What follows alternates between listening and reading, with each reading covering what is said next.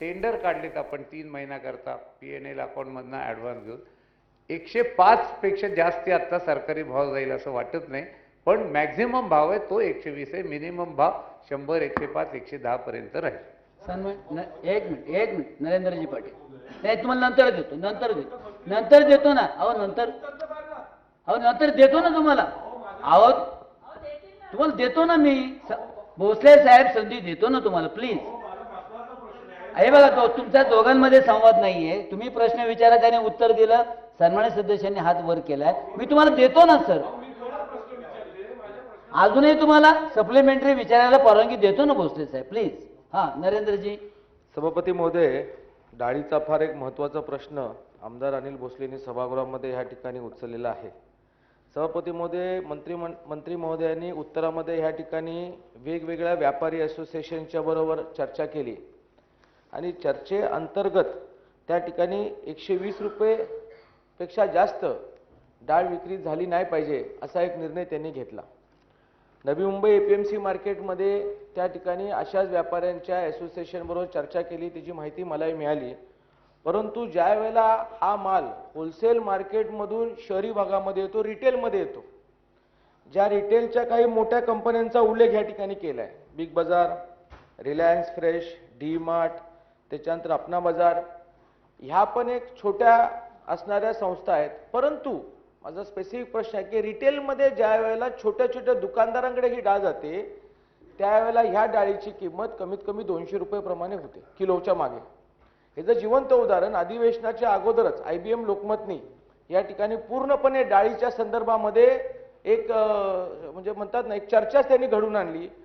वडाळ्याच्या माझा मुद्दा काय आहे, माझा मुद्दा एवढाच आहे की होलसेल मार्केटवरती आपलं नियंत्रण आहे, रिटेलच्या मोठ्या उद्योगपत्यांवरती नियंत्रण आहे, परंतु जे रिटेलचे दुकानं आहेत, जे मुंबईच्या कुठल्याही कानाकोपऱ्यामध्ये तुम्ही गेलात, त्या ठिकाणी जी डाळीची किंमत 120 रुपयेपासून 200 रुपये, 210, 220, काही ठिकाणी 200, 250 पर्यंत जाऊ शकते, अशावरती राज्य सरकारचं कंट्रोल आहे का? आणि जर त्या ठिकाणी जास्त महाग म्हणजे APMCच्या विक्री केल्यानंतर एक 10-20 रुपये वाढले तर मी समजू शकतो, परंतु जास्त दराने जर ती डाळ विकणार असल्या व्यापाऱ्यांच्या वरती सरकार किंवा आपलं अन्न नागरिक पुरवठा खातं त्यांच्यावरती काय कारवाई करणार काय? सभापती महोदय, प्रश्न विचारला हा बरोबर आहे. म्हणून मी मगाशी सांगितलं की ह्या सगळ्याचा जेव्हा आपण अभ्यास केला त्याच्यामध्ये होलसेलकडनं खाली जाताना ह्याचे दर खूप वाढलेले दिसले. म्हणजे मी मगाशी म्हटलं तसं 30-35% 38% हे दर आपल्याला वाढलेत. म्हणून रिटेल असोसिएशनची महाराष्ट्राच्या पातळीवर अध्यक्षांबरोबर बैठक घेतली. त्यांना तो केंद्र सरकारचा चार्ट दाखवला. ज्या प्रकारे डाळ परदेशातनं किंवा आपल्या इथनं आपण खरेदी करतो, त्याची प्रोसेस होते, त्याचं ट्रान्सपोर्ट होतं आणि तिथपर्यंत घाऊकपर्यंत भाव बरोबर होते 105-110 पर्यंत.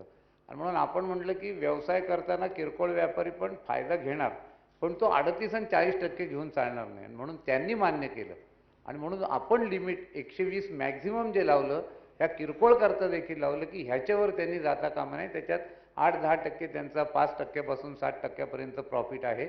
आणि असं जर त्यांनी बैठकीत लेखी आश्वासन आमच्याकडे दिलेलं आहे की आम्ही 120च्या वर डाळ आमची जाणार नाही. ती अजूनही ह्या वेळेला बाजारातनं खाली आहे. आज देखील 99 रुपयांनी मिळते, पण ह्याच्यात डाळीचे 10 प्रकार आहेत. आपण जे 200-250 सांगताना हे मॉलमध्ये अत्यंत चांगल्या फाईन क्वालिटीची जी आहे तिच्या पिशव्या बांधल्या जातात आणि ज्याला परवडतं तो तिथे जातो. आणि म्हणून एक तर निर्णय शासनाने घेतला की अंत्योदय आणि BPL वाल्यांना ही डाळ देण्याच्या संदर्भात आपण आत्ता घेतला, परदेशातनं आयात करण्याचा घेतला, व्यापाऱ्यांवर हा निर्बंध टाकला, त्याचा कायदा केला. आणि म्हणून मागच्या सगळे अनुभव लक्षात घेता सरकार सगळ्यांना बरोबर घेऊन, विश्वासात घेऊन आणि त्याचे जे दर आपण ठरवले त्याच्या पुढे आम्ही जाऊ देणार नाही. जयदेवजी. सभापती महोदय, आभारी आहे. अतिशय माणसाला महत्त्वाचा आमचे मित्र अनिल भोसले यांनी एक सर्वसामान्य नागरिकांच्या जीवनावश्यक वस्तूंच्या संदर्भामध्ये हा प्रश्न लक्षवेधी विचारलेले आहे. या संदर्भात मी विचारतो की माननीय मंत्र्यांनी मागे साठेबाजी करणाऱ्या जे व्यापारी होते, ज्यांनी साठेबाजी केलेली आहे, तर त्यांच्यावर काय कारवाई केली? हे एक म्हणजे फौजदारी स्वरूपाची कारवाई केली आहे का? हे एक दुसरा प्रश्न आहे की आपण महागाई रोखण्यासाठी आणि राज्यात डाळीचे दर नियंत्रित ठेवण्याच्या अनुषंगाने आपण दर नियंत्रक कायद्याचं प्रारूप केंद्र सरकारकडे पाठवलेलं आहे. तर ते काय कशा प्रकारे ते या दरांचं नियमन करतं. आणि दुसरी गोष्ट, आपण हे डाळीचे भाव किंवा जीवनावश्यक वस्तूंचे भाव कमी करण्यासाठी शेतकऱ्यांना प्रोत्साहन देण्याचा प्रयत्न करतायत. त्याचबरोबर आपण साठेबाजी होऊन हा प्रयत्न करताय. पण तरी देखील हे भाव काही कमी येत नाही आपल्या उत्तरातून असं पाहायला मिळते. आणि एक कॉन्ट्रडिक्शन होते की जीवनावश्यक म्हणजे तांदूळ आपल्याला 3 रुपये किलोनी तुम्ही देताय, परंतु डाळ मात्र 120 रुपये किंवा 100 रुपये, आपण 105 रुपये सांगितली. तर हा फार मोठा विरोधाभास आहे. आणि म्हणून मी असं म्हणेल की सर्वसामान्य जो दारिद्र्यरेषेखाली राहणाऱ्या लोकांना आपण तांदूळ आणि गहू देण्याचं इथे दिले, प्रत्यक्षामध्ये त्यांना मिळत नाही, तर ज्यांना मिळत नाही त्याच्यावर काय कार्य करणार हा एक प्रश्न. आणि दुसरा की या गरीब जे दारिद्र्यरेषेखाली राहणाऱ्या लोकांसाठी 100 रुपये देखील परवडत नाही.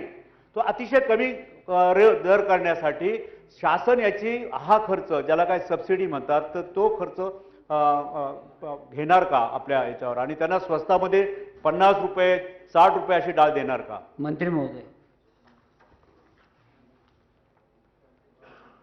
सभापती महोदय, साठेबाजी 2-4 प्रश्न विचारले. साठेबाजीच्या संदर्भामध्ये केंद्र सरकारने आपल्याला 2015 मध्ये जेव्हा कळवलं तेव्हा आपण त्याच्यावर निर्बंध टाकले.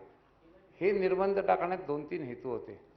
निर्बंध एवढ्याकरता टाकले की परदेशातनं आयात होणारी मॅक्झिमम डाळ ही महाराष्ट्रात येते, उरण आणि मुंबईला, आणि आयात करणारे व्यापारी ह्याच्यामध्ये अधिक नफेखोरी करू लागले. विद्याताई तुम्ही हात खाली करा, मी तुम्हाला नक्की प्रश्न विचारत. आणि ते करू लागल्यानंतर त्यांच्यावर काहीतरी बंधन होतं, कारण अख्खा तूर जो येतो तो उतरून प्रोसेस मात्र सगळ्या खोपोली, मुंबई या सगळ्या परिसरामध्ये आपल्या होत असतात.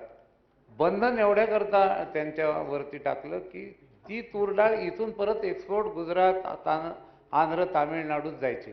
आणि म्हणून आलेली जी डाळ आहे त्याच्यावर आपला कंट्रोल पाहिजे. नंतर तर आपण हे बंधन परत उठवलं. तर का उठवलं असा प्रश्न अनेकांना पडतो. मग असं लक्षात आलं की जी जहाजं मुंबईच्या बंदरात आली होती आणि ती इथे न उतरवता आंध्र आणि गुजरातकडे वळवायला लागली, परत इथे स्टॉक कमी झाला असता आणि त्याचा फायदा झाला. काही प्रमाणात जी तूर आपल्याला मधल्या काळात मिळाली ती आधी निर्बंध टाकले होते देश पातळीवरती केंद्र सरकारने, मग आपण ते उठवले. त्याच्यामुळे राज्यात मी म्हणत नाही की अगदी मॅक्झिमम मिळाली, जी वस्तुस्थिती मी मान्यच करणार आहे, पण खूप तुटवडा पडला असता तो मात्र त्या यांनी मारला. दर समितीच्या बाबतीत आपण प्रश्न विचारला. याच आठवड्यात इथेही बैठक झाली, केंद्र सरकारला आपण सूचना केल्या आणि ह्या बैठका ज्या झाल्या ह्याच्यातून खूप फायदा होतो असं माझ्या लक्षात आलं. विशेषतः मूळ उत्पादकाला पैसे देण्यापासून ते त्याच्यावर नियंत्रण ठेवण्यापर्यंत, आणि म्हणून ह्याच्या संदर्भातला जो अहवाल असतो तो आम्ही केंद्राकडे पाठवत असतो. आज आता आम्हाला असं वाटतंय की जी तूर आम्ही खरेदी करतोय ती 95 ते 100 रुपयापर्यंत मिनिमम, ह्याच्या खाली आत्ता जाऊ असं वाटत नाही, पण परदेशातनं डाळ आली, आपल्याकडचं उत्पादन वाढलं तर ही डाळ गरिबाला स्वस्त मिळेल आणि आपण रेशनवर देणार आहोत ती डाळ देखील स्वस्त मिळेल. प्राध्यापक अनिलजी सोले. माननीय सभापती महोदय, ही गोष्ट सत्य आहे की अत्यंत या महत्त्वाच्या मुद्द्यावर या ठिकाणी अनिल भोसले साहेबांनी लक्षवेधी विचारलेली आहे आणि माननीय मंत्री महोदयांनी विविध विभागात या पद्धतीच्या बैठका घेतल्या. नागपूर विभागातही या पद्धतीची बैठक झाली आणि त्याच्यामध्ये जे चिल्लर विक्रेते आहे त्यांच्या मार्जिनच्या संदर्भात फार काळजी घेण्याचं आणि त्या दृष्टीने मंत्री महोदयांनी त्या ठिकाणी सगळ्यांना सूचना केल्या. त्यांचाही चांगला पॉझिटिव्ह रिस्पॉन्स आहे. माननीय सभापती महोदय, माझा पहिला प्रश्न असा आहे की आपल्या राज्याची तूर डाळीची यावर्षी आवश्यकता किती आहे आणि आपल्याजवळ किती साठा आहे किंवा त्याची तजवीज आपण कशी केलेली आहे, तजवीज कशी केलेली आहे. दुसरा माझा प्रश्न असा आहे, माननीय नरेंद्रजींनी तो प्रश्न विचारला होता की या बिग बाजार वगैरे हे ठीक आहे की ते अगदी फाईन असतं, हे असतं सगळं आणि त्याच्यामुळे त्याच्या किमती असतात, परंतु तिथे 200 किंमत झाल्यानंतर इकडचे प्रायव्हेट मार्केटमधल्या किमती वाढून जातात आणि म्हणून त्या दृष्टिकोनातून त्यांचा स्टॉक, त्यांच्याजवळ किती स्टॉक ठेवलेला आहे त्यांनी आणि जे नॉर्म्स बाकी व्यापाऱ्यांना आहेत तेच नॉर्म्स त्या ठिकाणी त्याही लोकांना लावण्यात आलेले आहे की किंवा नाही, या दृष्टिकोनातून शासनाची काय भूमिका आहे आणि त्या तपासण्याची काही व्यवस्था फ्रिक्वेंटली आपण करणार का, दुसरा प्रश्न. तिसरा प्रश्न असा आहे की मागील वर्षी तूर डाळीने आभाळ गाठला, परंतु यावर्षी मान्य सभापती महोदय की यावर्षी चणा डाळीमध्ये देखील थोडा चढाव दिसून राहिलेला आहे आणि म्हणून चणा डाळीच्या किमती या वाढून राहिलेल्या आहेत. जर आपण त्याकडे दुर्लक्ष केलं तर एखाद वेळेस तूर डाळीला आपण कंट्रोल करण्यामध्ये चणा डाळीमध्ये वाढ होऊ शकते आणि म्हणून त्या दृष्टिकोनातून शासनाने काही योजना आखली आहे का, हा माझा तिसरा प्रश्न आहे. मान्य सभापती महोदय, सोले साहेब 3 झाले ना, आता त्यांना नाही, लक्षात आहे. एक लाखोळी डाळीचा एक अत्यंत प्रश्न आहे महत्वाचा, की नागपूर भागामध्ये आणि ते डॉक्टर कोठारी हे नेहमी उपोषणाला बसतात. लाखोळी डाळीवर पहिले बॅन होतं, परंतु ती अत्यंत स्वस्त मिळते माननीय सभापतीमध्ये, 40 रुपये किलोपर्यंत. आणि त्या दृष्टिकोनातून त्याच्या बाबतीतला जो संभ्रम आहे तो जर दूर झाला आणि ती मोकळी झाली डाळ, तर निश्चितपणे त्याचा फायदा होऊन या डाळीच्या किमतीमध्ये देखील निश्चितपणे कमी होऊ शकते. माननीय सभापती महोदय, एवढे प्रश्न मी विचारू इच्छितो. माननीय मंत्री महोदय उत्तर देतील का? धन्यवाद. बापट साहेब जेवढे लक्षात राहिले तेवढी उत्तर ते दे. सगळेच लक्षात राहिले. पण अनेक प्रश्न विचारले त्या लाखोली डाळीच्या संदर्भात. विदर्भामध्ये तिवारी म्हणून जे आहेत त्यांनी त्याचा अभ्यास केला. फक्त त्याचं सायंटिफिकली ती विशेषतः भंडारा गोंदिया या भागामध्ये काढल्या जाते. पण त्याच्यावर शंका निर्माण झाली होती आणि म्हणून सरकारने मागे त्याच्यावरती बंदी आणली होती. पण पुढच्या महिन्यामध्ये विदर्भातल्या ह्या उत्पादक लोकांना आपण त्याच्यामध्ये बोलू. यांनी विचारलं की कन्झम्पशन किती आहे. थोडं व्हेरिएशन त्याच्यात असतं. 7,000 मेट्रिक टनापासून ते सीझनला कमी जास्ती असं होत असतं. आणि महाराष्ट्रामध्ये आपण फक्त तूरच घेतो. बाकीच्या राज्यात आता वाटाणा आणि तूर त्याच्यातले कॅलरी ज्या मिळतात त्या सारख्या प्रमाणात आहेत.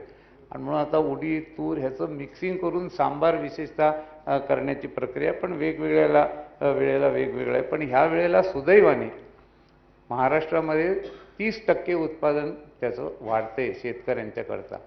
आणि आपण हमीभाव देखील वाढवण्याच्या विचारात होतो. आता शेतकऱ्यांना बियाणं, खतं आणि औषधं देखील दुष्काळग्रस्त भागात आपण पुरवली. मी मगाशी म्हणलं तसं प्रोत्साहन निधी. आणि ह्या वेळेला नवीन केंद्र सरकारने एक चांगलं केलं आहे की जेव्हा तूर डाळीचा तुटवडा असतो तेव्हा आपण व्यापाऱ्यांशी बार्गेनिंग करतो की द्या आम्हाला पाहिजे आत्ता. आता असं ठरलंय की 2-3 वर्षाचं करायचं म्हणजे भाव स्थिर राहण्याकरता. जसं आत्ता परवा माननीय पंतप्रधानांनी 1 लाख टन तूर डाळ कुठला देश त्या मोझंबीमधनं घ्यायची आणि पुढच्या वर्षी 2 लाख. आज असं आहे की मलेशिया असेल, आफ्रिकन कंट्रीज असतील, ह्या देशामध्ये हजारो एकर जमीन आहे आणि पाणी आहे आणि त्यांचा मोठं गिऱ्हाईक हे भारत आहे. असा लॉंग टर्म जर करार केला तर मागच्या सगळ्याचा विचार करून मला असं वाटतं की ही आपण देऊ शकू. आत्ताचा हमीभाव आपला 5,000 आहे, तो देखील आपण वाढवून बोनस त्याच्यात दिला आणि शेतकऱ्यांना जर प्रोत्साहन निधी दिला तर आपण निश्चित हे संकट आलं, कमी उत्पादन झालं, नफेखोरी व्हायला लागली आणि म्हणून नवीन कायदे करण्यापासून ते लॉंग टर्म परदेशाशी करार करण्यापर्यंत योजना आपण आखलेल्या आहेत. विद्याताई आता नाही, विद्याताई आता नाही. सभापती महोदय, विद्याताई. ही लक्षवेधी डाळीच्या दृष्टीने आणि महागाईच्या दृष्टीने अत्यंत महत्त्वाची लक्षवेधी आहे. तुम्हाला देणार शेवटी. याच्यामध्ये मला ह्या ठिकाणी मंत्री महोदयांच्या लक्षात आणून द्यायचे आहे की तुरीच्या डाळीचे भाव 2014 मध्ये 80 रुपये होते, 15 मार्चला 83 रुपये, 15 एप्रिलला 101 रुपये, 15 मेला 116 रुपये, 15 सप्टेंबरला 135 रुपये, 15 ऑक्टोबरला 164 रुपये, 20 ऑक्टोबरला 178 रुपये आणि अनेक ठिकाणी 200 विद्याताई रुपयापर्यंत. मूळ प्रश्नावरती हो, या वेळ फार कमी आपल्याला. मी फार वेळ घेणार नाही, मला 2-4 मुद्दे फक्त बोलू द्या तुम्ही. नाही मुद्दे नाही, तुम्ही प्रश्न विचारा, मुद्दे नको. प्रश्न विचारा, प्रश्न विचारा ना ताई. तुम्हाला उत्तर हवंय तर प्रश्न विचारा. तर मला या ठिकाणी विचारायचं आहे की डाळीवरती आणि जीवनावश्यक वस्तूंवरती जे निर्बंध घातले होते, जो कायदा ऑलरेडी होता, तो कायदा सरकारने उठवला आणि तो जाणून बुजून उठवला आणि तो 29 एप्रिल 2015 रोजी डाळी आणि खाद्यपदार्थाच्या साठवणुकीवरचे निर्बंध असणारा कायदा आपण रद्द केला. आणि त्या 3-4 महिन्याच्या काळात जेव्हा सणासुदीचा मौसम असतो, म्हणजे श्रावणापासून जे सुरू होतं, गणपती, नवरात्र, दिवाळी, या सगळ्या 4 महिन्यामध्ये या साठेबाज व्यापाऱ्यांच्या सांगण्यावरून हे निर्बंध हटवण्यात आले होते आणि तेव्हापासून ही भाववाढ झालेली आहे. मुंबई ग्राहक पंचायतच्या वर्षा राऊत यांची आमची अनेक वेळा भेट झालेली आहे आणि त्यांनी हे वेळोवेळी मुख्यमंत्र्यांशी भेट घेऊन विद्याताई प्लीज प्लीज तुम्ही माहिती न सांगता आता मी हा तुम्ही प्र- प्रश्न विचारा ना मी तेच विचारते, हे निर्बंध का उठवले आणि ग्राहक पंचायत प्रश्न विचारा ना, प्रश्न विचारा, प्रश्न विचारा. विचारू तर द्या मला तुम्ही. विचारा ना आपण- तुम्ही. आपण मध्ये मध्ये मला रोखल्यामुळे माझे नाही सुटते. हे बघा, तुम्ही माहिती न सांगता तुम्हाला जो स्पेसिफिक प्रश्न विचारायचा आहे ते उत्तर द्यायला तयार आहेत ना, बोला प्रश्न विचारा ना मी ताई. पहिला प्रश्न असा विचारला की ऑलरेडी जे जीवनावश्यक वस्तू आणि डाळींवरचे निर्बंध होते ते सरकारने उठवले आणि ते व्यापाऱ्यांच्या फायद्यासाठी उठवले असा जो आरोप होतोय तो त्यात तथ्य आहे का, दुसरा प्रश्न. हा. आणि तिसरा प्रश्न माझा आहे की मुंबई ग्राहक पंचायत वर्षा राऊत आणि त्यांचे अनेक साथी वेळोवेळी मुख्यमंत्र्यांना त्यांनी भेट दिली आणि त्यांनी हे लक्षात आणून दिलं आणि तरी सुद्धा त्याच्यावरती नियंत्रण सरकारने का ठेवलं नाही, हा तिसरा प्रश्न आहे. चौथा प्रश्न, 1 मिनिट, 2003ला डाळीचं 3 दशलक्ष टनाचं उत्पादन होतं. हे सरकारच्या वेबसाईटवरनं काढलेले आकडे आहेत, आमच्या घरचे नाही आहेत. 2012 आणि 13 मध्ये 3 दशलक्ष टनाचं वर उत्पादन गेलं होतं. त्यानंतर 3.9 दशलक्ष टनापर्यंत ही आकडेवारी उत्पादन वाढलं होतं. तरी सुद्धा डाळीचा तुटवडा आहे असं सांगून साठेबाजांच्या सांगण्यावरनं हे सगळं करण्यात आलेलं आहे आणि त्याच्यावरचे निर्बंध हटवल्यामुळे ही कृत्रिम डाळवाढ निर्माण केलेली आहे असा जो आरोप होतोय त्याच्यामध्ये तथ्य आहे. त्याचप्रमाणे तामिळनाडू असेल, कर्नाटक, आंध्र, सन्माननीय तेलंगणा ताई, यांच्याप्रमाणे माननीय मंत्री महोदय, आपण माननीय मंत्री पावलं का उचलली नाही?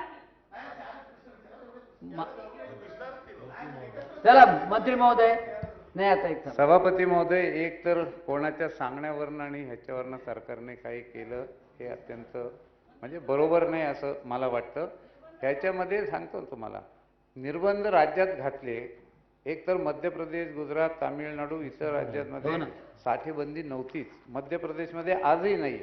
आपल्याकडे निर्बंध एवढ्या करता घालायला लागलो की आपल्याला असं वाटलं की आपल्याकडे येणारा जो साठा आहे हा आपल्याचकडे इकडे आला पाहिजे. तो जात होता बाहेर व्यापाऱ्यांच्या माध्यमातनं, मिलरच्या माध्यमातनं, आणि म्हणून आपण जेव्हा निर्बंध ह्याच्यावरती घातले तेव्हा त्याचा चांगला परिणाम झाला. पाहिजे तेवढा नाही झाला. एक मिनिट विद्याताई, तुम्ही प्लीज असं नका करू हो. तुम्ही त्यांचं उत्तर ऐका ना प्लीज. तुम्ही त्यांचं म्हणणं ऐका ना, उत्तर तर ऐका ना. असं काय करता हो? विद्याताई, त्यांचं उत्तर ऐका please. एवढ्या करता बोला. त्याचं उत्तर मागाशी मी दिलं की विशेषतः महाराष्ट्रामध्ये उरण आणि मुंबई इथे परदेशातनं आलेल्या डाळींचे जे झाज उभी होती ती महागाई आणि दर वाढण्याची वाट बघत होती. मीनवाईल निर्बंध इथे घातले, साठेबाजी रोखली, आपण त्याच्यात असणारी डाळ देखील कायदेशीर प्रोसेस करून बाजारात आणली, ती देखील विकली. आणि आता पाईपलाईनमध्ये जर डाळ नाही, तुरीला प्रोसेसला महिना दीड महिना लागतो, तर पुन्हा शॉर्टेज येईल म्हणून केंद्र सरकारच्या परवानगीने ते निर्बंध उठवले. त्याचा परिणाम असा झाला की डाळ परत यायला लागली. ती कमी आहे, थोडी महाग आहे, परदेशाच्या डाळीवर आपलं नियंत्रण नसतं आणि म्हणून हे निर्बंध उठवले की ज्याच्यामुळे राज्यात परत साठा पूर्ववत झाला.